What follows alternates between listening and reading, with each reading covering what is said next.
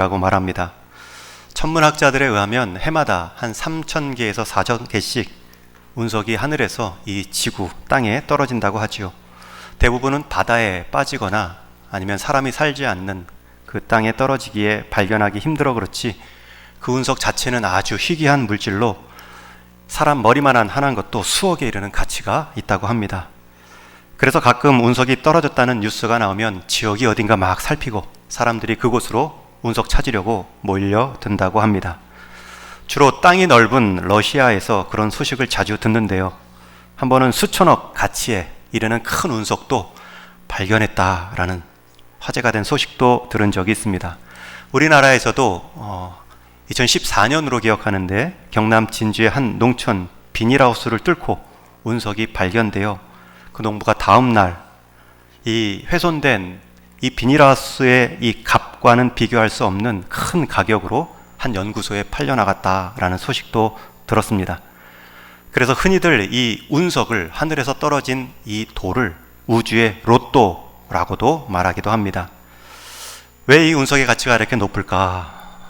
그 이유는 우리와 차원이 다른 우주 공간의 다른 행성의 구성 물질들을 우리에게 알려줄 수 있는 단서가 되기 때문입니다.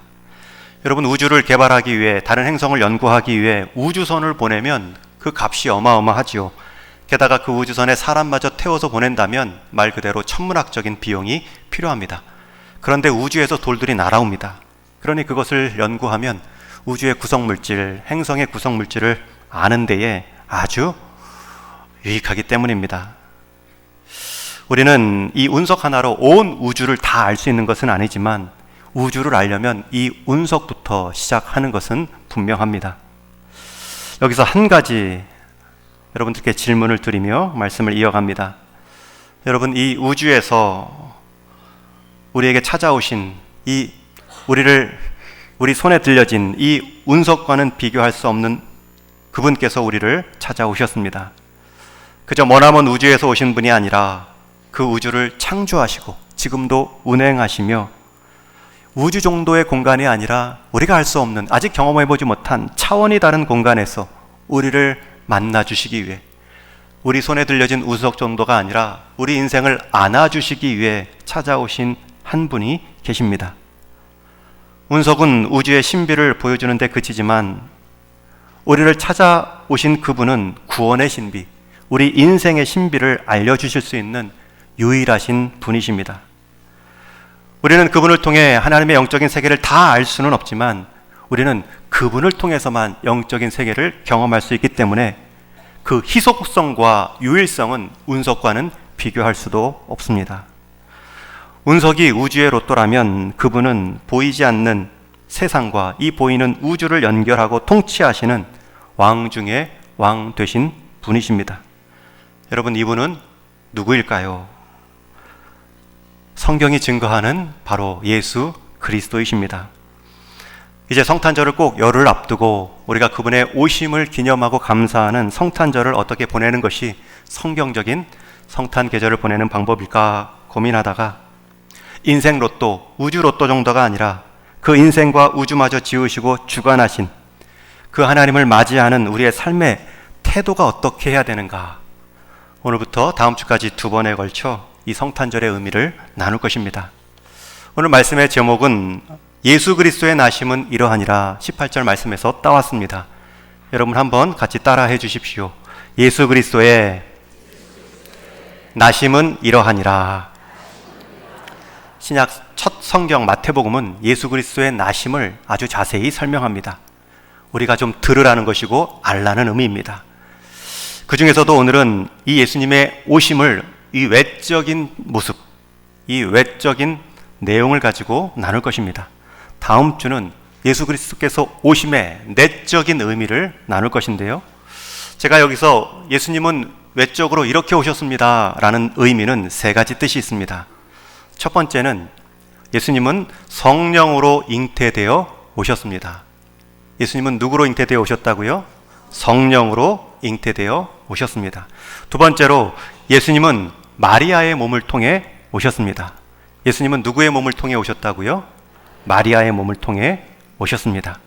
그리고 세 번째는 예수님은 성령으로 잉태되고 그 마리아를 통해 오셨지만 그 성령으로 잉태되어 마리아의 임신을 받아준 요셉 가정을 통해 오셨습니다. 이 세 가지가 오늘 본문에 나오는 예수님의 오심의 외형적 세 모습입니다. 먼저 예수님은 이 땅에 오시는데 성령으로 잉태되어 오셨습니다. 여러분, 이게 무슨 의미일까요? 이게 얼마나 중요하면 우리가 항상 신앙 고백하는 사도신경에 예수님 신앙 고백한 후에 첫 번째 우리의 믿음의 내용이라 가르쳐주고 있을까요? 예수님이 성령으로 잉태되었다는 의미는 처음 마리아가 천사로부터 내가 아들을 낳을 것이다 라는 예언을 들었을 때 마리아가 이렇게 말합니다. 나는 남자를 알지 못하는데 어찌 그런 일이 내 몸에 있겠습니까? 여러분, 성령으로 잉태되었다는 의미는 남자를 통한 잉태가 아닌 아주 신비로운 초자연적인 모습으로 오셨다라는 뜻입니다. 그래서 우리가 신앙 고백 속에서도 그 외아들 우리 주 예수 그리스도를 믿사오니, 여러분, 우리가 그리스도 예수를 믿는데 그 믿음의 첫 번째 고백이 뭡니까?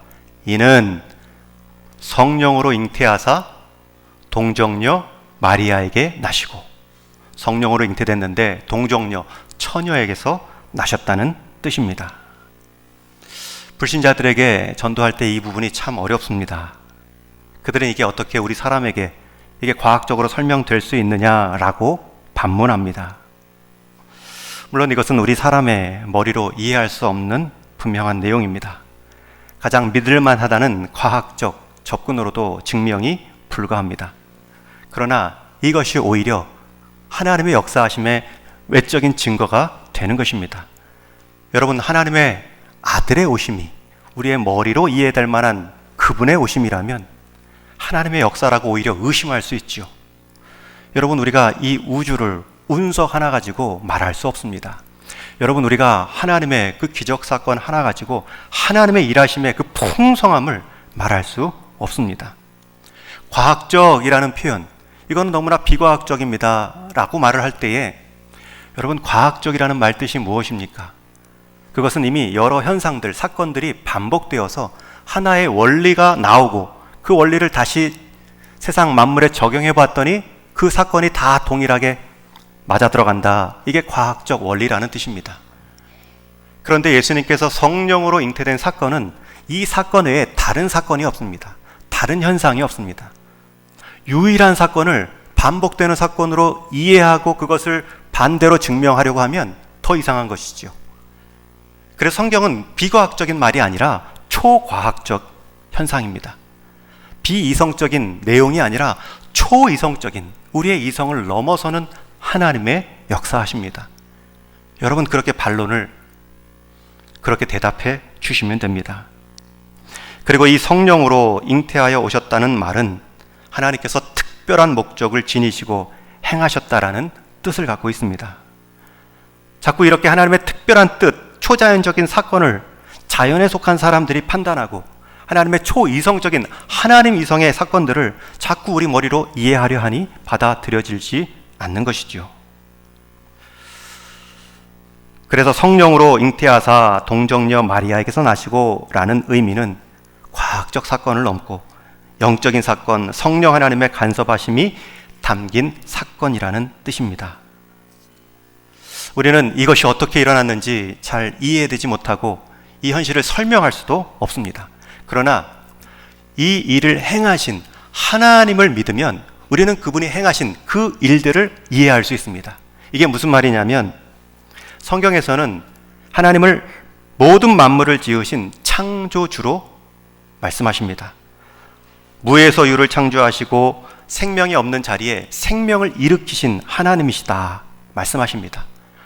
여러분, 그 하나님을 우리가 믿는다면 성령으로 잉태되어 한 여인의 몸을 통해서 예수 그리스도를 보내시는 것은 아무 일도 아니지요. 자꾸 우리의 과학적인 수준, 이성의 능력을 말하며, 여러분, 우리의 과학적 수준, 이성의 능력이 지금 어느 정도입니까? 기껏해야 지금 달을 못 벗어나고 있습니다. 그 상황에서 온 우주를 지으시고 운행하시는 하나님의 역사를 우리가 함부로 판단하는 것이 오히려 더 비이성적이지요. 그런 한계를 가진 생각으로 우리가 우주는 물론 우주를 지으신 하나님을 논할 수 없습니다. 그러기에 우리가 이 첫 번째 성령으로 잉태되어 오신 예수님의 이 모습을 보며 적용해야 될 것은 우리가 하나님 역사 앞에 겸손해야 됩니다. 무엇해야 된다고요? 겸손해야 됩니다. 하나님의 역사하심은 우리의 생각, 우리의 경험이나 우리의 이성을 넘어서는 하나님의 풍성한 일하심이 있습니다. 그것을 믿는 것이 우리의 믿음입니다.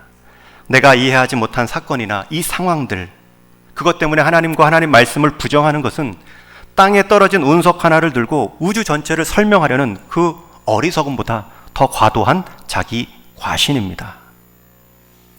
여러분, 이런 현상들이 얼마나 많이 일어나고 있습니까? 하나님 앞에 그분의 일하심을 신뢰하지 못하고 얼마나 교만하게 일하는 모습들이 많이 일어납니까? 지난주에 한 뉴스 보도가 우리를 좀 힘들게 했지요. 한 목사님께서 마치 한국교회 대표를 전체 대표하는 그 직함의 자리에서 지난 10월에 이런 말씀을 하셨다고 합니다. 하나님께 까불면 나한테 죽는다. 저는 목사님이 하나님께 까불면 자기가 죽는다는 말로 처음 그 머리 기사를 봤는데, 이게 아니고 하나님이 자기한테 까불면 목사 나한테 죽는다, 이 말을 공개적인 광장에서 했고요. 그것이 그렇지 않아도 지금 악의적인 이 시대 상황 속에서 큰 공격의 빌미를 제공했지요. 여러분, 기도는 골방에서 하라 했는데 공개적으로 힘써 그렇게 광장에 모였다면 정말 기도만을 하셨어야지요. 그리고 나서 현 정부나 자기 정치 성향이 좀 다를 수도 있지요. 그러나 그것을 옹호하려고 왜 신앙의 내용, 하나님의 이름을 폄하합니까? 여러분도 여러분의 정치 성향과 여러분의 투표 마음껏 하십시오. 기도하시며 여러분의 인도하심을 따라 하십시오. 그러나 그것을 강화하고 그것을 주장하는 데 있어서 왜 신앙의 내용, 하나님의 이름을 낮추십니까? 여러분, 거기에 대해서는 아멘 하시면 안 됩니다. 특히 이 모양으로 오신 예수님은 즉흥적이거나 그때 순간적인 아이디어로 하나님이 행하신 일이 아닙니다.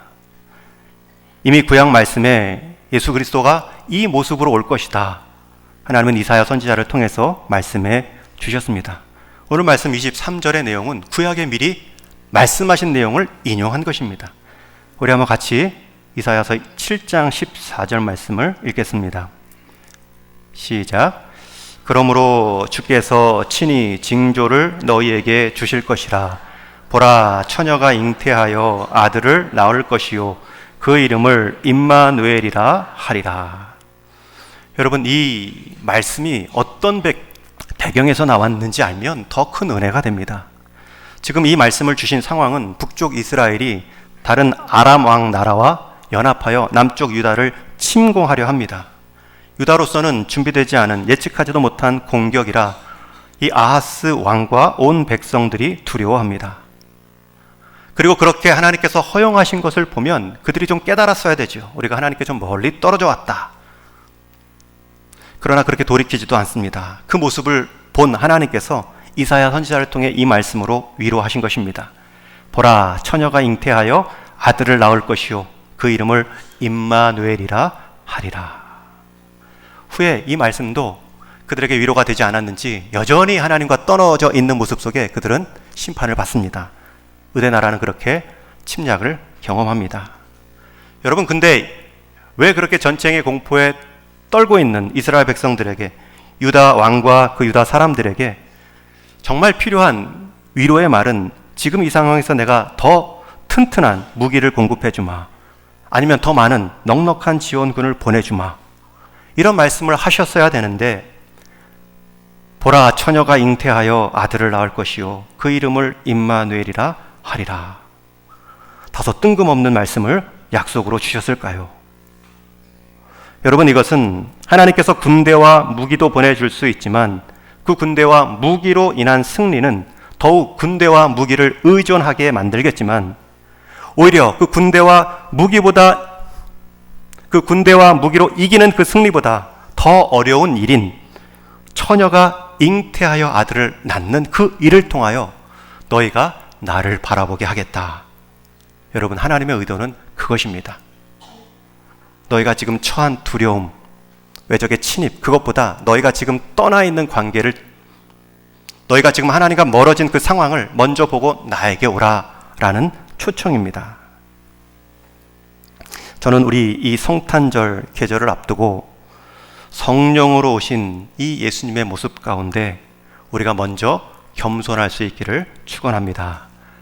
그리고 그 성령으로 오신 예수님의 모습은 우리의 생각과 우리의 경험을 넘어선 하나님의 구원 방법으로 여러분의 처한 상황, 여러분이 처한 문제들 앞에 내가 스스로 넘어설 수 없습니다. 내가 이 문제를 헤어나올 수 없습니다. 그 상황에서 하나님의 대답 역시 보라, 처녀가 잉태하여 아들을 낳을 것이요 그 이름을 임마누엘, 너희와 함께하는 하나님으로 지으라. 그 상황에서는 하나님을 보셔야 합니다. 하나님을 보실 때 하나님이 여러분의 문제를 보십니다. 내가 넘어설 수 없는 문제 앞에, 내가 이길 수 없는 상황 앞에 하나님의 이 임재의 능력으로 우리는 성령의 잉태함을 적용할 수 있습니다. 두 번째, 예수님께서 이 땅에 오심의 외형적 모습은 마리아의 몸을 통해 오신 일이었습니다. 여러분, 마리아의 몸을 통해 오신 예수님, 이게 얼마나 은혜가 되고 위로가 되는 모습입니까? 여러분, 방금 앞에 보신 하나님의 구원의 역사는 성령의 잉태라는 이 역사 가운데 단회적인, 전무후무한 하나님의 초역사적인, 초과학적인 그러한 사건으로 임했는데 그 임한 장소가 어디입니까? 그 역사가 누구의 몸을 통해서 이루어집니까? 한 미약한 여종을 통해 이루어졌습니다. 예수님은 이 땅에 성령의 잉태로 오셨는데 한 여인의 몸을 통해 오셨습니다. 그 여인은 변변한 숙소 하나를 얻지 못할 정도로 가난한 부부의 아내였고요. 그래서 예수님은 이 땅에 오셨을 때 처음 누워졌던 자리가 말구유, 말밥통이었습니다. 여러분, 이 예수님의 두 번째 오심에 이 모습이 우리에게 어떤 교훈을 줍니까? 하나님의 그 구원의 큰 역사가, 이 성령의 잉태라는 이 큰 하나님의 이 초월적인 역사가 누구에게 임했습니까? 한 여인에게 임했습니다. 여러분, 하나님께서 쓰시겠다 하는 인생에게는 그가 처한 환경이나 그가 가진 지식이나 그가 소유한 재물이나 건강에 매이지 않고 하나님은 일하신다는 것입니다. 오히려 하나님은 낮은 사람을 사용하시어 높은 사람을 부끄럽게 하시고 교만하지 못하게 만드시는 분이십니다. 약한 자를 통해 강한 자를 부끄럽게 하고 강한 자마저 하나님을 의지하게 만드는 일하심의 원리가 있습니다. 그것을 깊이 깨달은 사도 바울은 오히려 이제 나의 약함을 자랑하노라, 내 약함 속에 하나님의 능력이 더 오래 머물러 있다라고 간증하지요. 여러분, 모세가 하나님께 쓰임 받고자 부름 받았을 때는 그가 애굽 왕궁에서 왕자의 신분의 때에 있을 때가 아닙니다. 광야 벌판에서 자기 양도 아닌 장인의 양떼를 치고 있을 때 하나님은 모세를 찾아왔고요, 그를 출애굽의 도구로 사용하셨습니다. 애굽의 왕궁 왕자의 신분에 그가 있을 때 불러 썼다면 모세는 더더욱 애굽의 왕궁 왕자의 신분을 의지했겠죠. 여러분, 다윗이 골리앗을 넘어뜨린 때에는 주변에 든든한 요압 장군이 있을 때가 아닙니다. 그때 다윗의 손에는 물맷돌밖에 없고 변변한 군복 하나 입지 못한 상황에서 골리앗을 넘어뜨렸습니다. 그러니 다윗이 만군의 하나님 이름만을 의지하여 나간다고 말할 수밖에 없었지요. 그렇게 의지한 다윗의 손을 하나님이 붙드셔 사용하셨습니다. 모세의 쓰임과 다윗의 승리는 왕궁의 건세나 부하의 능력에 있지 않음을 보이시고자 하나님은 그들이 가장 낮아져 있을 때 그들을 가장 높이 사용하셨습니다.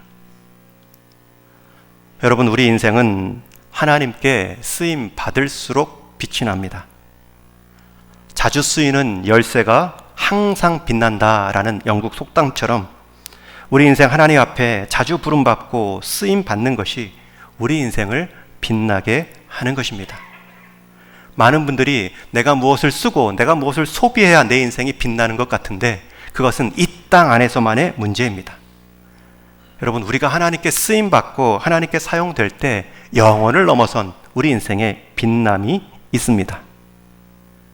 그런 면에서 오늘 주보 속지에 여러분 서면으로 임명한 여러분들의 이름이 있다면 그 이름을 통해 내가 수고할 자리다 라고 여기지 않고요, 내가 하나님 앞에 빛날 자리다, 그런 마음을 가지고 섬겨 나갈 수 있기를 바랍니다. 내년에 직분자 우리 재직분들은 다 우리 성도님들의 이 추천과 투표를 통하여 받은 귀한 임직분들이고요, 또 그것을 준비하고 따라가야 될 우리 서리 집사님들도 1월 첫 주에 임명할 때에 이 직분은 나를 구속하는 자리가 아니라 나를 빛나게 하는 하나님의 부르심의 자리이다, 그렇게 여기시고 순종할 수 있기를 바랍니다. 여러분, 서리 집사의 자격은 되도록 이 범위를 넓혀놨지요. 문을 아주 낮춰놨습니다. 와서 좀 배우라는 거예요. 그리고 한번 서리 집사 받으면 끝까지 가는 게 아니죠. 해마다 점검하고 새로 결심하라는 뜻으로 1년마다 새롭게 임명합니다. 여러분, 올해 임명 받았다고 내년에 자동적으로 임명하지 않을 겁니다. 그리고 최소한의 커트라인, 그 커트라인도 굉장히 낮췄죠. 작년부터 적용하고 있는데 1년 52주 주일 예배 가운데 한 번 이상은 참여하셔야 서리 집사로 임명합니다. 여러분, 작년 기준으로 한 번도 주일 예배를 참석하지 않았는데 내년에 서리 집사로 임명하지 않을 겁니다. 그런 모습이라면 한 번 더 쉴 때 돌아보시고 다시 회복된 모습으로 임명받는 게 복되기 때문입니다. 여러분, 내가 하나님께 쓰임 받을 때는 내가 준비되어야지 쓰임 받겠습니다. 여러분, 그 준비된 때는 누가 정합니까? 내가 정하면서 나는 준비되지 않았습니다, 나는 하나님께 쓰임 받지 않겠습니다, 평생을 끌어갈 수 있습니다. 성령의 잉태로 아기를 품은 마리아는 가진 것이 없고 명예도 없고 후에 살았던 것이 나사렛인 것을 보면 세상적인 기준으로 성공의 기준, 자격이 별로 없습니다. 게다가 그가 순종하려 했던 그 상황은 결혼하지 않고 아이를 가진 상황이기 때문에 남편 요셉에게는 파혼의 이유가 될 수 있고 모르는 이웃 사람들에게는 손가락질을 당할 수 있는 근거가 되며 법정에 서게 되면 돌팔매질로 간음죄에 해당하는 형벌을 받을 수 있는 상황입니다.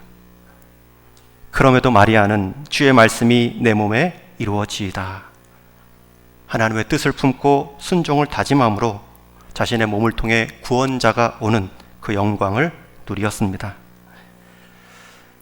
여러분, 하나님께서 쓰임 받는 인생, 하나님이 택하시면 쓰지 못할 인생이 없습니다.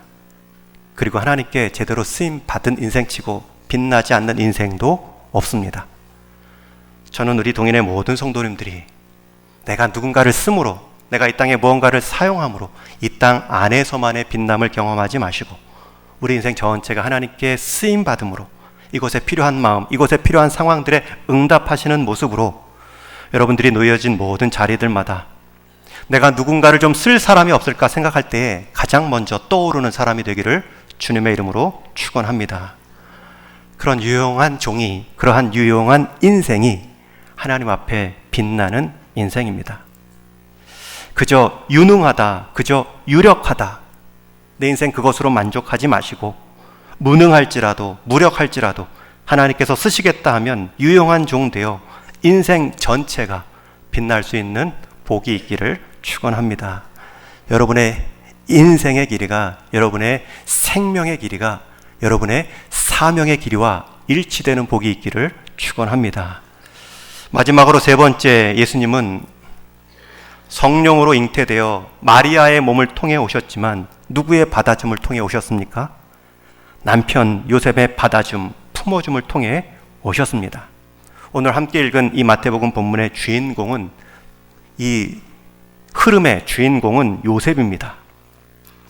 그는 마리아가 약혼했음에도 자신과 상관없이 잉태했음을 알았을 때에 그것을 드러내지 않고 가만히 끊고자 하려 했던 사람입니다.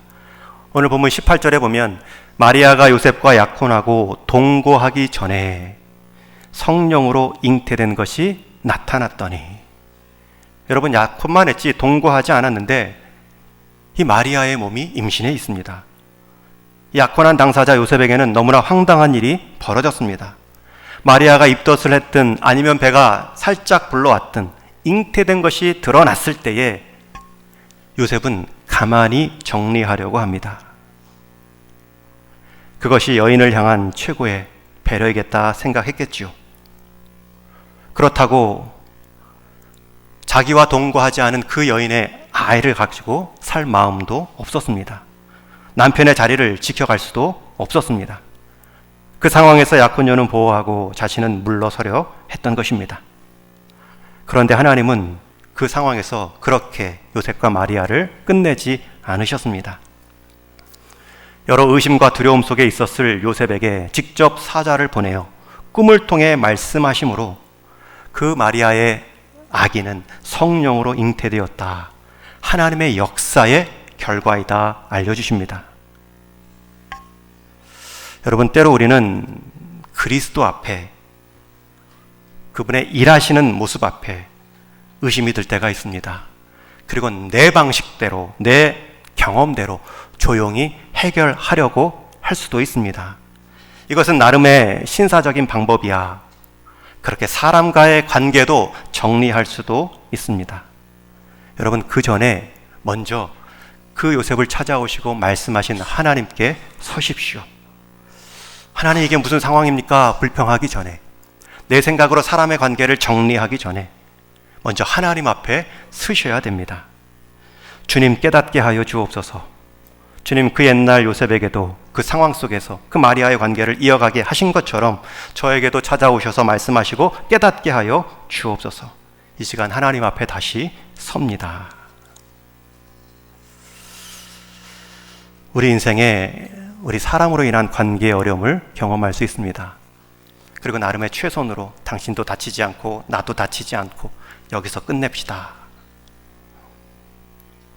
꼬여진 매듭을 자르면 가장 잘 분리할 수 있습니다.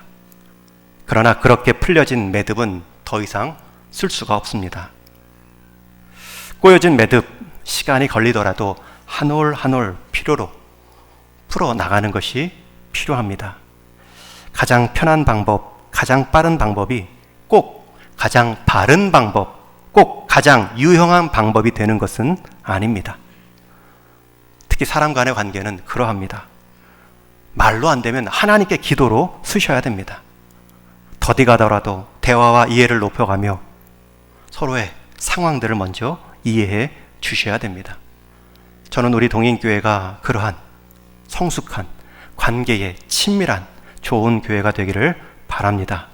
그래서 찾아오신 분들이 우리의 교회의 분위기를 통해 영혼의 안식처로 위로받고 그 사람도 우리와 같이 변화되어 또 누군가에게 그렇게 더디 갈지라도 함께 회복을 선택할 수 있는 한 사람들로 이 숨은 도시교회의 옹달샘과 같은 교회로 변화받을 수 있기를 축원합니다. 여러분, 마리아만 필요한 것이 아닙니다. 하나님의 역사는 그 마리아를 품어준 요셉도 필요합니다. 여러분, 교회 역사 가운데, 교회의 어떤 사역 가운데 꼭 마리아만 필요한 것이 아닙니다. 그 일을 옆에서 지켜보며 응원하고 품어주는 사람도 필요합니다. 이제 12월 마지막 주에 우리가 설립 감사주일 때 제가 요청했던 기념돌 헌금을 마칠 것입니다. 인간적인 생각으로 이 필요한 액수만을 가지고 제가 말씀드렸는데 더 많은 분들이 참여해 주셨고, 한 분은 거의 자기 생일에 의미 있는 일을 하시고자 또 귀한 마음도 모아 주셨습니다. 여러분, 앞에서 주도하는 분들이 있는가 하면 최소한 뒤에서 같이 격려하고 응원하는 손길들을 통하여서 그 사역은 아름답게 마무리됩니다. 여러분, 교회 사역의 앞으로도 그러한 일들, 그러한 모습으로 좀 감당하시고요, 참여해 주시기 바랍니다. 남의 일처럼, 나와 상관없는 것처럼 보시지 마시고요, 마음으로 최소한 응원해 주시고, 혹 반대의 생각들도 있을 수 있지요. 존중하되 그것을 또 다른 어떤 불평의 이유로 확산시키는 것만은 우리가 좀 막아야 됩니다. 그렇게 주의 사자로부터 받은 위로와 그렇게 잠에서 깨어난 요셉이 변합니다. 여러분 어떻게 변했습니까? 24절, 25절 말씀입니다. 우리 함께 읽겠습니다. 시작. 분부대로 요셉이 잠에서 깨어 일어나 주의 사자 분부대로 행하여 그의 아내를 데려왔으나 아들을 낳기까지 동침하지 아니하더니 나음의 이름을 예수라 하니라. 분부대로 아내를 데려옵니다. 성령으로 잉태됨을 확증하기 위하여 낳을 때까지 동침하지 않습니다. 그리고 아들을 낳았을 때 그렇게 지으라 받은 이름 예수로 그 이름을 지어줍니다. 여러분, 예수라는 이름의 뜻이 무엇입니까? 자기 백성을 그들의 죄에서 구원할 자입니다. 여러분, 요셉은 그렇게 순종함으로 요셉은 예수님이 태어나기도 전에 예수님을 처음 영접한 사람이 되고 그 이름을 예수라 이름 지어줌으로 자기 백성을 그들의 죄에서 구원할 자임을 알아본 첫 번째 사람이 되었습니다. 하나님은 지금도 그리스도 앞에서 의심과 갈등 속에 있는 자들을 향해서 사자를 보내십니다. 지금도 사람 간의 관계에 있어서 자기만의 방법으로 풀어내려는 그 사람들을 향하여서 하나님은 주의 사자를 보내십니다. 저는 우리 동인의 모든 성도님들이 그곳으로 보냄받는 주의 사자가 되기를 축원합니다. 그리스도 앞에서 의심하는 자들을 그리스도께로 인도하는 주의 사자가 되고요. 사람 간의 오해와 불필요한 말로 인한 관계의 서먹함이 여러분들이 중재자가 되고 화목자가 되어 보냄받은 주의 사자의 역할들을 해낼 수 있기를 축원합니다. 그리고 여러분 스스로도 예수님 앞에 예수님의 일하심에 대해 의심과 두려움이 들 때 기도하십시오. 내 생각을 넘어선 하나님의 일하심을 깨닫게 하여 주옵소서. 그럴 때 여러분들은 의심의 꿈에서 깨어나시고 주의 사자를 경험할 것이며 주의 말씀대로 순종하여 주의 역사를 처음 보는 그 요셉의 자리에 설 수 있을 것입니다. 성탄절의 의미는 우리 주님의 나심을 살피는 것입니다. 오늘 세 가지 외적인 모습을 살폈습니다. 예수님은 성령으로 잉태되어 오셨습니다. 그러기에 우리의 이성, 경험을 내려놓고 겸손하셔야 됩니다. 예수님은 미천한 여종 마리아의 몸을 통해 오셨습니다. 예수님은 우리의 몸, 우리의 인생을 통하여 하나님의 역사도 일으키실 수 있습니다. 겸손히 순종하십시오. 그리고 예수님은 그 잉태된 마리아의 몸을 품어준 요셉의 가정을 통해 오셨습니다. 우리도 그 누군가에게 그 보냄받은 자의 역할로 품어주는 인생으로 쓰임 받는 것이 주님의 오심의 모습 속에서 우리가 적용할 수 있는 성탄절의 교훈입니다. 바라기는 저와 여러분 겸손하시고 유용한 종으로 쓰임 받으시며 하나님 말씀을 품음으로 한 사람을 품어 내 인생 자체가 하나님의 큰 역사 가운데 품어지는 빛나는 그 인생과 우리 동인교회가 되기를 주님의 이름으로 축원합니다. 같이 기도하겠습니다. 예수 그리스도의 나심은 이러하니라 우리에게 명확히 알려주셨습니다. 우리가 그 나심의 의미들을 우리가 먼저 적용할 수 있습니다. 성령의 잉태라는 놀라운 방법으로 하나님 미천한 우리의 생각을 또 초월하는 또 연약한 자리에서 그 누군가를 품어주고 순종하는 모습 가운데 하나님이 역사하셨습니다. 우리의 생각을 넘어선 하나님의 일하심에 늘 겸손하게 반응하고 또 내 몸, 내 형편, 내 상황 이것이 불순종의 변명의 이유가 되지 않고 들어 쓰실 만한 하나님 사용하실 만한 그 기간 동안 마음껏 사용하여 주옵소서. 마지막 한 번 더 우리가 누군가를 품고 관계들을 주의 사자의 몫으로 경험되어 회복된 것처럼 누군가를 회복시키는 인생 되게 하옵소서. 같이 한번 기도하겠습니다. 하나님 아버지, 이 아침에도 우리를 위해 오신 그 하나님의 의미를 외적인 모습 속에 우리의 생각과 경험과 이 땅 가운데 전무후무한 모습 속에 오신 그 하나님의 방법을 우리가 인정하며 앞으로 우리를 찾아오실 일하실 하나님의 모습 속에 우리가 더욱 겸손하고 낮아지며 하나님의 일하심의 방법들을 잘 헤아릴 수 있는 깨어있는 성도가 다 되게 하여 주옵소서. 그리고 하나님께서 우리의 몸을 우리의 인생을 쓰시겠다 하실 때에 기쁨으로 감사함으로 내어드림을 통하여서 하나님 우리 인생 전체가 마리아가 하나님 그렇게 인정받고 그렇게 하나님의 영광스러움을 품어낸 몸이 된 것처럼 우리가 하나님의 뜻을 품어내고 하나님의 역사를 품어낼 수 있는 인생과 가정과 교회가 되게 하여 주옵소서. 하나님 그 일을 감당하는 그 한 사람들을 격려하게 하시고 그 한 사람을 지원하고 응원하며 세워나갈 수 있는 우리 동인의 성도들 다 되게 하여 주옵소서. 하나님 그것이 어려울 때마다 하나님 사랑과의 문제가 아니라 하나님과의 관계, 하나님께서 우리에게 사자를 보내시고 깨닫게 하셨던 것처럼 하나님과의 관계성 속에서 모든 사람의 관계들이 물럭뚝 녹아지며 하나님 앞에 함께 나올 수 있는 선한 믿음의 기회 다 되게 하여 주옵소서. 하나님 이 아침에 주님의 나심을 또 기다리며 또 그 의미를 묵상하며 또 새로운 순종을 다짐하는 성도들의 이 바람의 간절한 기도를 꼭 응답하여 주옵소서. 그리하여 그 인생 전체가 하나님께 유용한 인생으로 쓰임받아 영원까지 빛나는 삶으로 복 내려 주옵소서. 우리 주님 예수님의 이름으로 기도하옵나이다. 아멘.